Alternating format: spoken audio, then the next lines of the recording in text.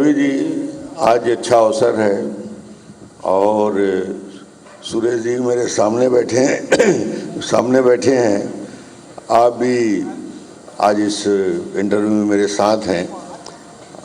बड़ी पुरानी याददाश्त लौट के आ रही है और वो 15 साल की आपकी यात्रा IBC 24 और एक अद्भुत दौर रहा विकास का, उसको पार करते हुए और आज छत्तीसगढ़ को जब लौट के देखते हैं तो आज वो छत्तीसगढ़ एक नए स्वरूप में हमको नज़र आता है। और IBC 24 भी छत्तीसगढ़ की सीमा को लांघ कर, वो पहला दिन मुझे ख्याल है दीप प्रज्वलन के समय हम और आप सब उसके गवाह हैं, पूरा छत्तीसगढ़ उसका गवाह है। और आज वो यात्रा छत्तीसगढ़ को लांघ के मध्य प्रदेश तक पहुंच चुकी है और मध्य प्रदेश और छत्तीसगढ़ में IBC 24 ने एक महत्वपूर्ण स्थान बनाया है, अग्रणी स्थान बनाया है, एक बड़ी पहचान बनाई है। और न केवल समाचार के क्षेत्र में बल्कि छत्तीसगढ़, छत्तीसगढ़िया, छत्तीसगढ़ की कल्चर, छत्तीसगढ़ की बोली, छत्तीसगढ़ की भाषा और छत्तीसगढ़ की स्ट्रेंथ और छत्तीसगढ़ की वीकनेस, ये जितने पहलू हैं छत्तीसगढ़ के, उन पहलुओं को चिन्हांकित करने का काम IBC ने किया है जनता तक। उस छत्तीसगढ़ की जिसकी देश और दुनिया में पहचान नहीं थी, छत्तीसगढ़ के बारे में लोग जानकारी लेना चाहते थे, पर IBC 24 एक ऐसा माध्यम बना दुनिया के सामने, देश के सामने, जो छत्तीसगढ़ को देश के सामने स्थापित किया कि वो छत्तीसगढ़ पिछड़ा नहीं है, वो छत्तीसगढ़ तेजी से विकास की दिशा में आगे बढ़ रहा है। स्टील का प्रोडक्शन, सीमेंट का प्रोडक्शन, एल्युमिनियम के प्रोडक्शन, कोल का प्रोडक्शन, हम जिस तेजी के साथ आगे बढ़े हैं, पावर जनरेशन 5000 मेगावाट से कहाँ 25,000 मेगावाट तक गए। ये छत्तीसगढ़ की यात्रा अद्भुत रही। और मैं आज इस अवसर पे 15 साल जब याद आता है तो मुझे 15 साल की बात आती है जब इस देश के पूर्व प्रधानमंत्री अटल बिहारी वाजपेयी जी ने इस नए राज्य के निर्माण की नींव रखी और छत्तीसगढ़ का जन्म होता है। और वो छत्तीसगढ़ के जन्म के लिए आज मैं याद करना चाहता हूँ स्वर्गीय अटल बिहारी वाजपेयी जी को, जिन्होंने इस राज्य का निर्माण करके छत्तीसगढ़ के करोड़ों लोगों की भावनाओं को आगे बढ़ाया है। और आज उस विचार को IBC एक सार्थक उपस्थिति के साथ, मजबूती के साथ छत्तीसगढ़ से बाहर मध्य प्रदेश तक और पूरे देश तक पहुंचाने का काम कर रहा है। मैं इस अवसर पे आप सभी को, IBC 24 की पूरी टीम को बहुत बहुत बधाई और शुभकामना देता हूं कि 15 साल की यात्रा सतत जारी रहे और छत्तीसगढ़ की आवाज बनकर देश और दुनिया को गुंजाते रहें।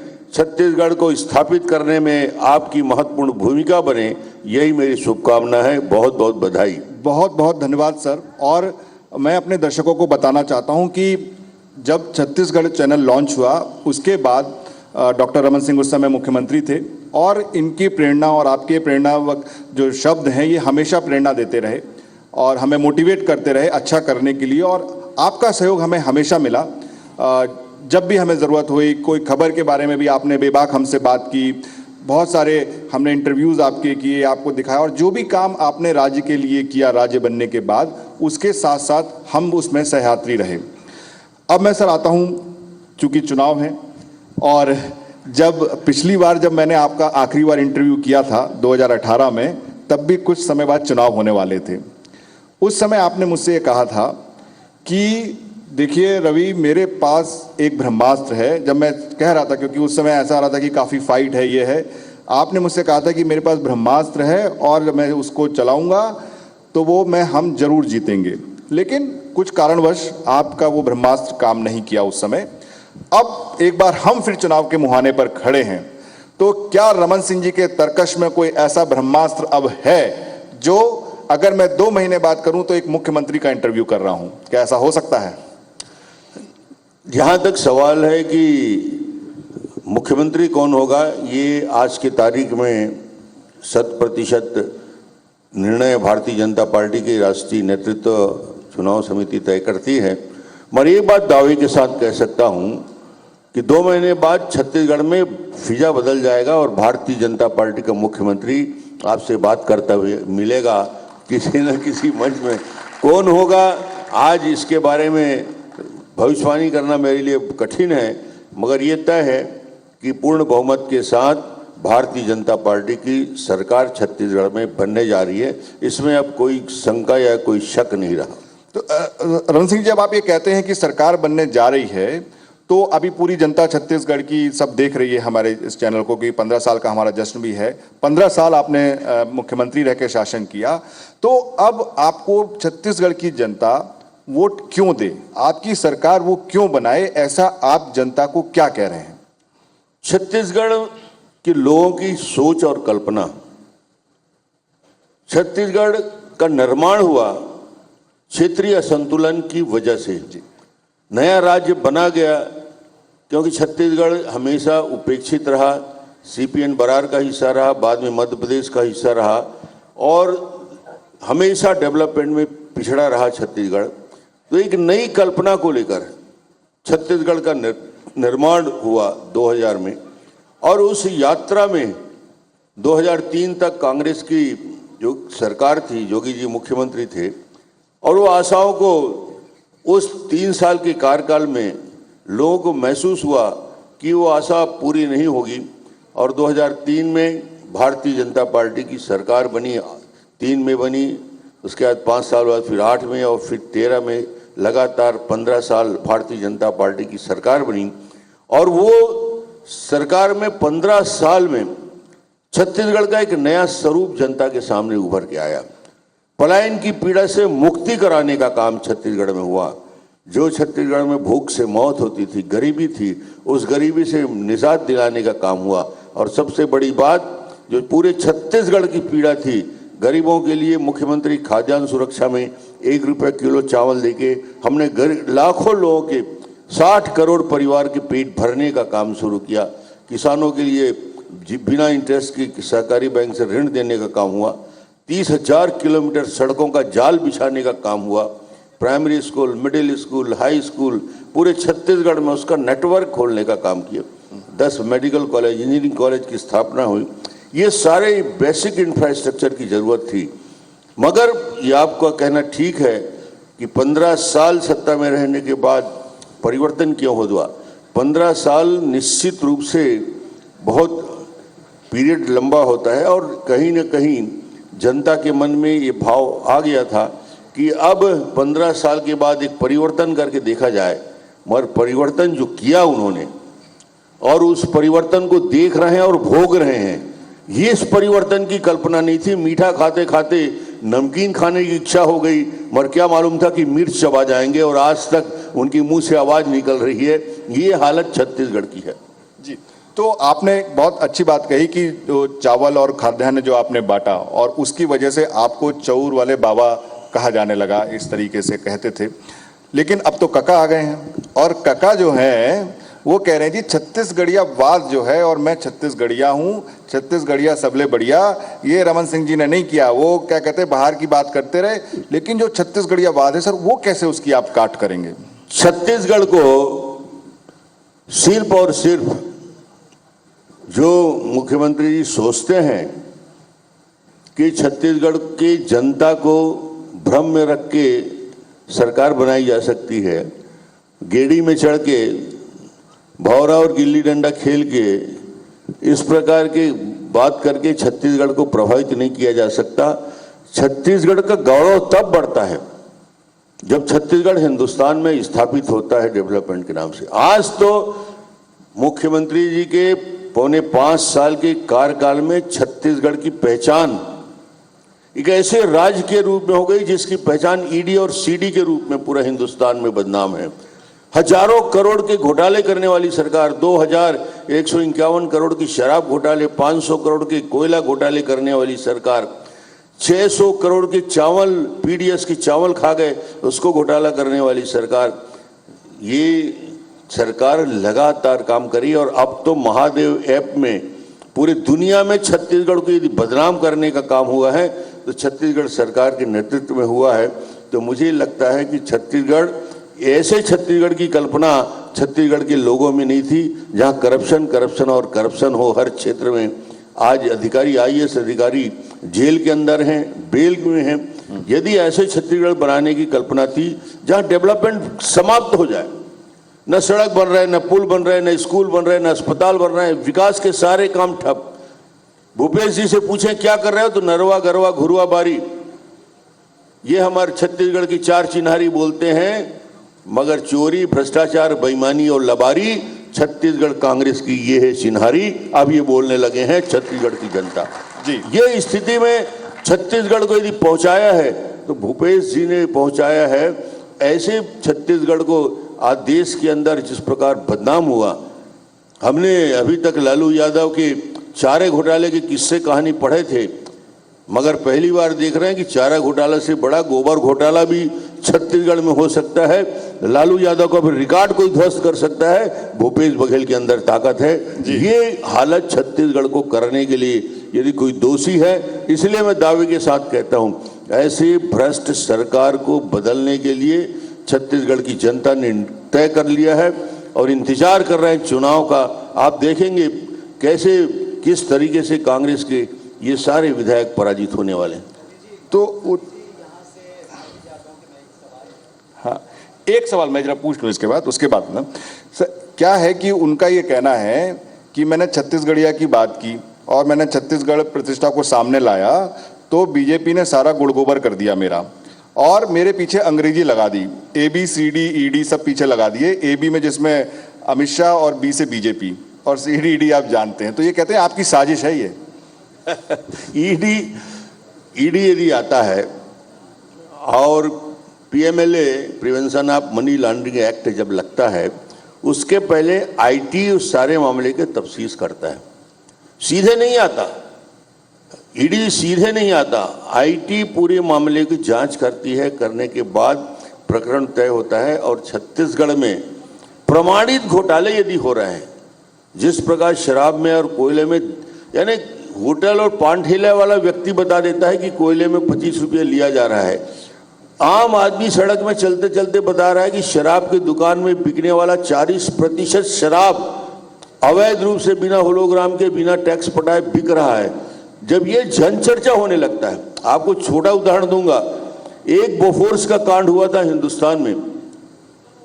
राजीव गांधी की सरकार चली गई थी भाई साहब, और यहाँ तो रोज एक बोफोर्स हो रहा है। ये सरकार को जाने का वक्त आ चुका है। इससे ज्यादा भ्रष्टाचार छत्तीसगढ़ बर्दाश्त नहीं करेगा, ये छत्तीसगढ़ की जनता ने तय किया। लेकिन वो कहते हैं कि बीजेपी राजनीतिक लड़ाई के साथ साथ ये जो ED है, IT है, CBI है, इनका उपयोग भी अपने विपक्षियों को परेशान करने के लिए करती है। ये मतलब केवल छत्तीसगढ़ नहीं, उनका ये कहना है कि दूसरे राज्यों में भी आप देख लो कि जो विरोधी हैं और उनकी लाइन ना माने तो उनको आप इस तरीके से परेशान करते हैं। यदि ये राजनीतिक मुद्दा ही होता तो जुडिशरी बैठा है, 7 महीने से इनके सीनियर IAS अधिकारी जेल के अंदर हैं। 7 महीने 8 महीने हो गए, जमानत नहीं मिल रहा है।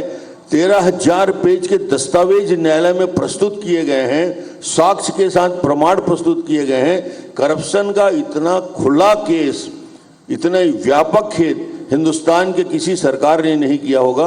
और ऐसा भ्रष्टाचार का एग्जाम्पल दुनिया की किसी सरकार में मिलेगा नहीं, जो अपने ही जनता के गाढ़ी कमाई का पैसा जो डेवलपमेंट में लगना चाहिए था, उस पूरे पैसे का दुरुपयोग करें। कम से कम 15,000 करोड़ रुपया का, यदि 15,000 का घोटाला नहीं होता तो कितनी सड़कें बनती, कितना रोड बनते। जो प्रधानमंत्री ग्राम सड़क प्रधानमंत्री आवास में 16 लाख आवास नहीं बने गरीब के, वो सारे आवास बन गए होते। मगर नहीं, छत्तीसगढ़ की प्राथमिकता है जितना लूट सकता है लूटिए। जी आपको जी बिल्कुल, आपकी अनुमति से मैं पूछता हूँ, यहाँ इस सदन में और हजारों हजार दर्शक, रमन जी, उस एक ब्रह्मास्त्र की जहाँ से रवि सर ने शुरुआत की थी वो बात वहीं से जुड़ी है, इसलिए मैं बीच में आपसे एक सवाल पूछना चाहता हूँ। आपने अभी अब पहचान बताई कि गवर्नमेंट की पहचान क्या है, भारतीय जनता पार्टी, और जनता कैसे देख रही, पर जनता एक सवाल बार बार बीजेपी से पूछती है और बीजेपी इस सवाल से जूझती है। धान के कटोरे में धान का दाम और किसान, ये ट्रम्प कार्ड रहा कांग्रेस पार्टी का। आप भी मानते हैं कि उनके वायदे में सर्वाधिक बड़ा वायदा यही था। अब की बार उन्होंने ऑलरेडी ये दांव चल दिया है कि वो बढ़ाकर देने वाले हैं और कहाँ तक जाने वाले हैं। आप कितना देने वाले हैं? वो तो कहते हैं आप तो जो वो दे रहे हैं उसमें भी अड़ंगा लगवाते हैं। देखिए, धान की खरीदी की व्यवस्था और पूरा सिस्टम हिंदुस्तान में सबसे पहले छत्तीसगढ़ ने स्टेब्लिश किया। पैडी प्रोक्योरमेंट हमने शुरुआत किया पूरे छत्तीसगढ़ और हिंदुस्तान में। पैडी का चावल का डिस्ट्रीब्यूशन हमने किया और प्रोडक्शन बढ़ाने के उपाय किए। प्रोडक्शन, प्रोक्योरमेंट और डिस्ट्रीब्यूशन, ये 3 चेन हमने बनाया और हमने धान खरीदी की व्यवस्था की, हमने बोनस की व्यवस्था की, किसानों को बोनस देने का काम शुरुआत किया। अब उन्होंने, ठीक है, एक बार 600 रुपया बोनस की बात किसानों के अंदर चल गई। आने वाले समय में भारतीय जनता पार्टी अपने घोषणा पत्र में किसानों के हित में ये निर्णय हम लेने जा रहे हैं कि हम भी छत्तीसगढ़ के किसानों के हित का पूरी चिंता करेंगे, पूरी फिक्र करेंगे। लेकिन रमन सिंह जी, ये बात तो सच्ची है कि धान थोड़ा सा आपके लिए संकट बन गया है कि उसने उन्होंने दिया और किसानों को पैसा दे रहे हैं, वो उनको लगता है कि हमारा वोट बैंक है, उसके लिए वो काम कर रहे हैं। तो ये क्या आप लोग, क्योंकि अगर आप इस मंच से अनाउंस कर दें कि आप क्या कर रहे हैं, किसानों को चुनाव एकदम आने वाले हैं, तो कैसे, मतलब कहीं फंसे हुए हैं क्या इसमें? नहीं, कोई फंसे की बात नहीं है। जैसे ही हमारा चुनाव घोषणा पत्र आएगा, केंद्रीय नेतृत्व से बात करेंगे और सब जो आप जिस प्रश्न के लिए और छत्तीसगढ़ की जनता पूछना चाहती है उसका 100% निराकरण भारतीय जनता पार्टी सही स्थान में, सही फोरम में करने जा रही है। एक और बात ये है सर कि जैसे नेशनल स्तर पर भी जो कृषि कानून थे, कृषि कानून फिर उसको वापस लेना और अब ये धान, ये 2 ऐसी चीज़ें हैं कि जिससे प्रदेश में ये इमेज बनी या बनाई गई पूरे देश के साथ साथ कि किसानों को लेकर, धान के दाम को लेकर आप लोग उतने आगे नहीं आते जितना कांग्रेस आ गई। देखिए, धान के समीकरण को मैं आपको बहुत सरल तरीके से समझाने का प्रयास करता हूं। ये जो बार बार भूपेश जी बात करते हैं कि धान के हमने इतना पैसा दे दिया, ये दे दिया, धान खरीदी की पूरी व्यवस्था यदि पूरे छत्तीसगढ़ में भूपेश जी के आने के बाद पूरी धान खरीदी को यदि एनालिसिस किया जाए, 1,20,000 मैट्रिक टन पैडी प्रोक्योर किया, 1,20,000 करोड़ का पैडी प्रोक्योर किया। उसमें से जो पैसा जाता है उसमें से 2,100 रुपया से ऊपर का जो मिनिमम सपोर्ट प्राइस है वो गवर्नमेंट ऑफ इंडिया देती है। ये तो सिर्फ बोनस देते हैं। 75% पैसा का हिस्सा दिल्ली देती है, 20-25% राज्य सरकार देती है और क्रेडिट पूरा लेना चाहते हैं। तो ये पूरा का पूरा पैडी प्रोक्योरमेंट का सिस्टम है, ये तो गवर्नमेंट ऑफ इंडिया के सपोर्ट से ही हो रहा है। 2,151 रुपया तो हम दे रहे हैं, केंद्र सरकार दे रही है, ये तो सिर्फ बोनस दे रहे हैं। तो बोनस का निराकरण आने वाले समय में हो जाएगा। बहुत अच्छी बात है। मतलब एक बात ये बताइए, एक मिनट पुनीता, ये बताइए कि सर कि ये बात जो आपने यहाँ बोली कि अगर केंद्र दे रही है, लेकिन जनता ये बात को नहीं समझ रही, वो समझती है कि तो कहीं हमारा पूरा धान खरीद रहे हैं जी। तो ये कहीं पे आपका मिसकम्युनिकेशन है क्या? नहीं, ये हम लोग हर मंच में, हर कार्यक्रम में बताने का प्रयास करते हैं कि ये केंद्र सरकार की नीति है और ये पूरा का पूरा धान को चावल के रूप में गवर्नमेंट ऑफ इंडिया ही लेती है। छत्तीसगढ़ सरकार को यदि अपने लिए चाहिए पीडीएस सिस्टम के लिए तो 20 लाख मैट्रिक टन से ज़्यादा नहीं चाहिए। यदि 1 लाख मैट्रिक टन से ज़्यादा प्रोक्योर हो रहा है चावल का, ये पूरा का पूरा धान को चावल बना के मिलिंग करके पूरे के पूरे गवर्नमेंट ऑफ इंडिया लेती है और इसका डिस्ट्रीब्यूशन करती है। अच्छा, ये बताइए कि चुनाव अब आ रहे हैं, क्या छत्तीसगढ़ में बीजेपी आपके चेहरे पर चुनाव लड़ेगी?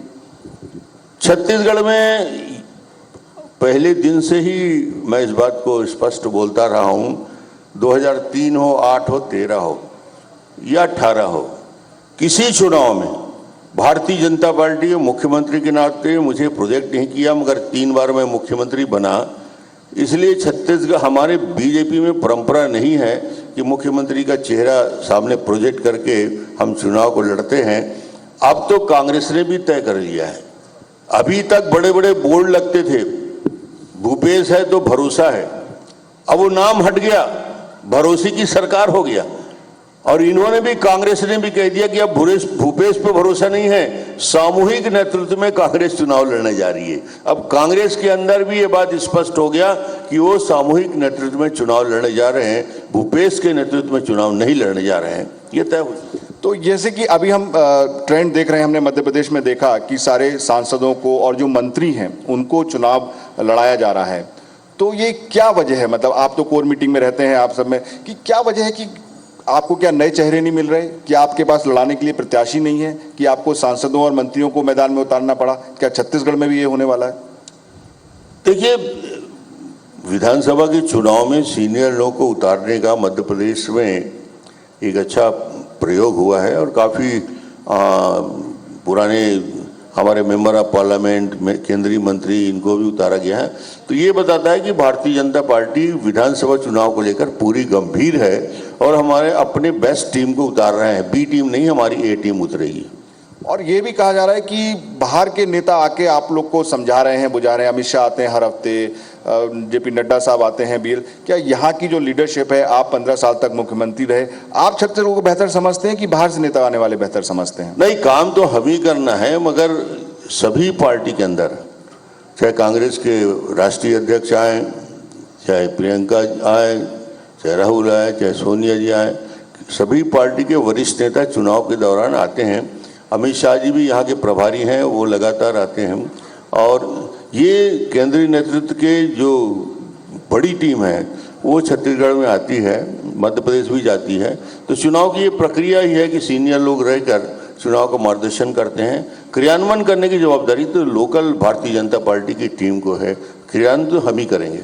तो सर, ये जो मंथन हुए आपके, अमित शाह जी इतनी बार आए, उसमें से आखिर क्या ऐसी 5 चीजें आप जनता को हमारे मंच से बताना चाहेंगे कि देखिए बीजेपी अगर आप आने वाले सालों में अगर जीतती है तो ये काम करेगी? भारतीय जनता पार्टी सत्ता में आते ही जो महत्वपूर्ण निर्णय हम लेने वाले हैं उसमें कुछ व्यवहारिक निर्णय हैं और कुछ परिवर्तन करने वाले निर्णय हैं। जैसे बड़ा निर्णय हम लेंगे कि आते ही हम कहेंगे कि 16 लाख आवास इन्होंने छीना था गरीबों के, हम पहले दिन मुख्यमंत्री हमारा बनेगा वो 16 लाख गरीबों को आवास देंगे। हमने दूसरा बड़ा निर्णय हमारे दिमाग में है, यह पार्टी ये तय करेगी कि छत्तीसगढ़ में जितने करप्शन हुए हैं, जितने भ्रष्टाचार हुए हैं, जितने अपराध हुए हैं, उन सब के दोषियों को सरकार समयबद्ध प्रोग्राम, समयबद्ध योजना बना के इन सारे अपराधी प्रवृत्ति को दबाने के लिए न्यायालयीन प्रक्रिया हम और मजबूत करेंगे। तीसरा, जो डेवलपमेंट पूरा छत्तीसगढ़ में रुक गया है, जो 15 साल में विकास हुआ था वो विकास ठप हो गया है, उस विकास को फिर से, जो सड़कों का जाल बिछाने का काम हमने किया था, जो इंफ्रास्ट्रक्चर में, वो चाहे पावर का इंफ्रास्ट्रक्चर हो, रोड का इंफ्रास्ट्रक्चर हो, इरिगेशन का हो, इस सारे को इस मजबूत करने का काम हम करेंगे।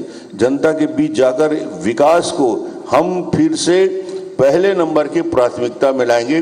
और चौथा, छत्तीसगढ़ में एक ईमानदार, करप्शन फ्री एक ऐसी सरकार बनाएंगे जहां भ्रष्टाचार और जो करप्शन का जो आज जाल बिछा है उसको पूर्ण समाप्त किया जाए। आप चुनाव लड़ने वाले हैं? पार्टी का आदेश होगा तो मैं जरूर चुनाव लड़ूंगा। अब जिस दिन पार्टी निर्देशित करेगी, मैं 24 घंटे तैयार रहता हूं और संगठन में मैं काम कर ही रहा हूं। आप क्या चाहते हैं? नहीं, मैं तो आज तक, मैं यहाँ से चुनाव लड़ता रहा, लोकसभा मुझे लड़ाया गया, केंद्र में मंत्री बनाए, मंत्री बनने के बाद मुझे वापस छत्तीसगढ़ मंत्री, केंद्रीय मंत्री पद से इस्तीफा देके मैं छत्तीसगढ़ प्रदेश अध्यक्ष बनाने का आदेश हुआ। मैं प्रदेश अध्यक्ष बना, 1 बार 2 बार 3 बार मुख्यमंत्री के पद पे बना रहा, पार्टी का निर्देश रहा। तो ये जो आदेश रहता है उस आधार पे हम लोग काम करने वाले लोग हैं। जो संगठन का निर्णय होगा, आने वाले चुनाव में मेरी भूमिका, आज मैं राष्ट्रीय उपाध्यक्ष भी हूं और भूमिका पार्टी तय करती है। अभी आपने केंद्र में महिला आरक्षण बिल को पास करवाया, जो लगातार काफी समय से अटका हुआ था, लेकिन जो वो उसका जो असर होना है वो अभी बाद में होना है 2029 में।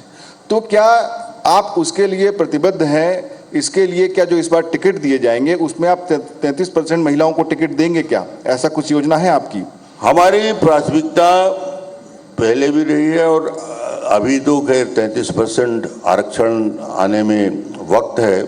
अगले लोकसभा के और विधानसभा आते आते वो बिल सभी राज्यों में मंजूर होने के बाद, फिर उसका नोटिफिकेशन होने के बाद, फिर जनगणना होने के बाद ही आएगा। मगर वो तो बाद में आएगा। मगर भारतीय जनता पार्टी का लक्ष्य रहता है कि ज़्यादा से ज़्यादा विधानसभा के चुनाव में, चाहे इस बार भी हो, हम ज़्यादा से ज़्यादा महिलाओं को इस बार विधानसभा चुनाव में उतारना चाहेंगे। आखिरी सवाल मैं आपसे जानना चाहूँगा कि ये आरोप होता है विपक्षियों का, और हम देखते भी हैं लगातार, कि बीजेपी चुनाव आते आते विकास के मुद्दों से हटकर हिंदू मुस्लिम वाले मुद्दों पर चली जाती है, धर्म के मुद्दे पर चली जाती है। और आपकी सरकार पर आरोप भी है कि धर्मांतरण आपके समय में काफ़ी हुए। आप कहते हो कि इनकी सरकार में ज़्यादा हुए, लेकिन आप कोई सबूत नहीं दिखाते। तो ये आखिर इस मुद्दे पे स्टैंड क्या है पार्टी का? देखिए, तुष्टीकरण की राजनीति स्पष्ट कांग्रेस कर रही है। साफ शब्दों में कांग्रेस छत्तीसगढ़ के फिजा को बिगाड़ने का काम कर रही है। लगातार घटनाएं हो रही है और एक तरफा 3 उदाहरण मैं दे सकता हूं। कवर्धा में ऐसा वातावरण कभी नहीं था कि वहां कर्फ्यू लग जाए, कभी ऐसा वातावरण नहीं था कि भगवा ध्वज को जूते के नीचे कुचला जाए, ऐसा कभी वातावरण नहीं था कि इस पूरे घटना में पुलिस की भूमिका बिल्कुल एक तरफा कार्रवाई हो। लोगों को प्रताड़ित किया गया। 15 दिन कवर्धा पूरी तरीके से बंद रहा। ये एक तरफा तुष्टीकरण की राजनीति का है। भिलाई की घटना हुई, हिंदुस्तान में छत्तीसगढ़ शांति का टापू कहलाता था। उसी छत्तीसगढ़ में हिंदुस्तान जिंदाबाद बोलने वालों को यदि चाकू से मार दिया जाएगा, या बीरनपुर की घटना हो जो छत्तीसगढ़ के वातावरण में नहीं था, लव जिहाद के नाम से हत्या कर दी जाती है भुवनेश्वर की, तो ये वातावरण बिगाड़ने का काम बीजेपी नहीं कर रही है। ये इस प्रकार की, तो ये वातावरण बिगाड़ने का काम बीजेपी नहीं कर रही है। ये इस प्रकार का संरक्षण देने का काम, जिसका पूरे छत्तीसगढ़ में असर हो रहा है, कांग्रेस कर रही है। और कांग्रेस निश्चित रूप से इसके लिए दोषी। नहीं तो विकास के मुद्दे पर ही लड़ेंगे कि फिर आप इस मुद्दे पर आ जाएंगे चुनाव? हम सिर्फ और सिर्फ विकास विकास विकास डेवलपमेंट के मुद्दे में ही चुनाव लड़ेंगे। कोई दूसरा मुद्दा भारतीय जनता पार्टी का नहीं है। 15 साल हमने विकास करके दिखाया था। 9 साल माननीय मोदी जी ने देश के अंदर जिस प्रकार डेवलपमेंट का मॉडल तय किया, भारत का मान सम्मान गौरव बढ़ाने का काम किया, हिंदुस्तान की अर्थव्यवस्था को दुनिया की 5वीं सबसे बड़ी मजबूत अर्थव्यवस्था बनाने का काम किया, देश के गरीबों के जीवन में व्यापक परिवर्तन लाया, करीब करीब लाखों लोगों के लिए जीवन में परिवर्तन लाने के लिए, उनके लिए चाहे 12 करोड़ लोगों के लिए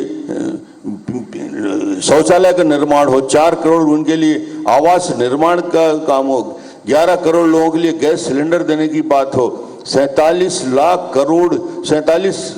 करोड़ जनधन खाते खोलने की बात हो। ये जो योजनाएं और जो काम हुआ है वो अपने आप में माइलस्टोन है। और दूसरी बात, इस देश में जो सैकड़ों सालों से जिसके लिए जूझ रहे थे, और भारतीय जनता पार्टी के जनसंघ से लेकर आज तक जो एजेंडे में जिस विषय को चर्चा करते थे, हिंदुस्तान में अयोध्या में भव्य राम जन्मभूमि मंदिर का निर्माण की कल्पना माननीय नरेंद्र मोदी जी के नेतृत्व में हो रहा है। तो निश्चित रूप से देश का वातावरण बदला है, छत्तीसगढ़ का वातावरण बदलेगा। अच्छा, लास्ट 2 सवाल। देखिए, आपने भगवान राम मंदिर की बात की, लेकिन यहाँ तो काका ने सारे आपके मुद्दे छीन लिए, चाहे राम मंदिर की बात हो, चाहे गौ माता की बात हो, गौठानों की बात हो, ये सारे मुद्दे उनने छीन लिए। अब आप ये नहीं कह सकते कि क्या कहते हैं ये लोग इसके विरोध में हैं। ये तो सत्य है। ऐसा है कि राम राम बोलने से, राम भगवान का नाम लें, बहुत अच्छी बात है, मगर जो छत्तीसगढ़ में जिस प्रकार इस 5 साल में देखा है और भोगा है, जिस प्रकार बस्तर और सरगुजा में धर्मांतरण की आंधी चल रही है, जिस प्रकार व्यापक रूप से ट्राइबल लोगों को, नारायणपुर की बड़ी घटना हुई जहां धर्मांतरण नहीं करने की वजह से वहां के आदिवासियों को मारा गया, 100 से ज़्यादा लोगों को जेल के अंदर ठूस के रखा गया। तो सरकार की नीति क्या है? आप रामगमन पथ की बात करते हो जिसका पूरा पैसा केंद्र देता है। रामगमन पथ में बजट में भूपेश जी अभी आएंगे, ये बता दें कि रामगमन पथ के लिए स्टेट बजट में 5 साल में भूपेश जी ने 1 रुपया भी खर्च किया है क्या? गवर्नमेंट ऑफ इंडिया की योजनाओं को दोहरा रहे हैं। वो सड़क बनी है, उस सड़क का नक्शा दिखा देते हैं, मगर कोई काम, कंक्रीट काम, राम पथ गमन, रामगत में एक भी काम सिर्फ पोस्टर छपाने के लिए, पेपर में ऐड देने के सिवाय भूपेश जी ने उसमें कोई काम किया ही नहीं। कागज पे ही ये पूरे काम है। बजट में आज तक हमने पूरे देख लिया, छत्तीसगढ़ के बजट में कभी इसके लिए कोई फंड नहीं। जी चलिए, तो आखिरी सवाल, कितनी सीट ला रहे हैं आप? मैं कोई ज्योतिष का ज्ञाता तो नहीं हूँ कि सीटों के बारे में एक्यूरेट कैलकुलेशन मेरे पास है, मगर एक बात पूरे दावे के साथ कह सकता हूँ कि आने वाले समय में छत्तीसगढ़ में भारतीय जनता पार्टी की स्पष्ट बहुमत के साथ सरकार बनने जा रही है। अब इसको कोई ताकत नहीं रोक सकता, ये दावा के साथ चले। बहुत बहुत धन्यवाद आपका, आपने सारे सवालों का बेबाकी से जवाब दिया और आप हमारे मंच पर आए, एक बार फिर से आपका धन्यवाद। तो आपको हृदय से धन्यवाद हम देते हैं डॉक्टर अमन सिंह जी। आपने बेबाकी से, जैसा सर ने सारे विषयों को छुआ और सवाल पूछे, कुछ सवाल जो जनता के मन में थे उनका मैंने एक दो सवाल आपसे पूछे। बहुत बहुत धन्यवाद आपका। मैं Shri Suresh Goyal sir, chairman Goyal group of company से रिक्वेस्ट करता हूं कि हम सब की तरफ से, जो आज के व्यस्ततम शेड्यूल के मुताबिक उस बीच भी आपने हमारे लिए वक्त निकाला, हम सब की तरफ से एक टोकन ऑफ रिस्पेक्ट है जो हम आज आपको प्रदान करना चाहते हैं।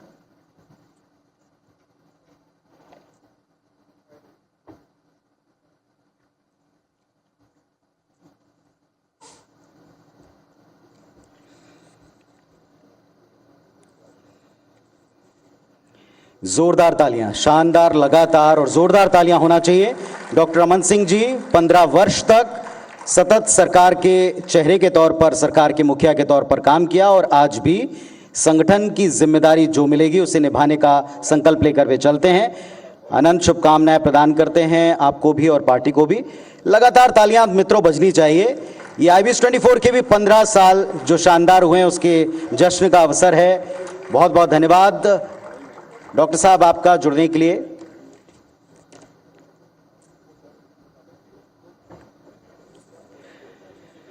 तो IBS 24 माइंड समेत पाथ टू प्रोग्रेस, इसकी शुरुआत हमने की डॉक्टर अमन सिंह के सत्र के साथ। क्या ब्रह्मास्त्र अभी भी बाकी है, क्योंकि भारतीय जनता पार्टी समेत विभिन्न दल चुनाव मैदान में अपने ब्रह्मास्त्र के साथ तैयार रहना चाहते हैं, अपने ब्रह्मास्त्र के साथ जनता को अपने पक्ष में करना चाहते हैं। जिस अंदाज में भारतीय जनता पार्टी ने लगातार 3 टर्म तक सरकार चलाई, इसके बाद जैसे कांग्रेस पार्टी की वापसी हुई, अब बीजेपी हो या कांग्रेस, किसी के लिए भी इस बार का चुनाव उतना आसान नहीं रहने वाला है, हर किसी के लिए चुनौतीपूर्ण रहने वाला है। तो निश्चित तौर पर पार्टी के प्रमुख क्या सोच रहे हैं आपके लिए, किस रणनीति पर चल रहे हैं, ये इस समिट में हम आप तक पहुंचाने वाले हैं। साथ ही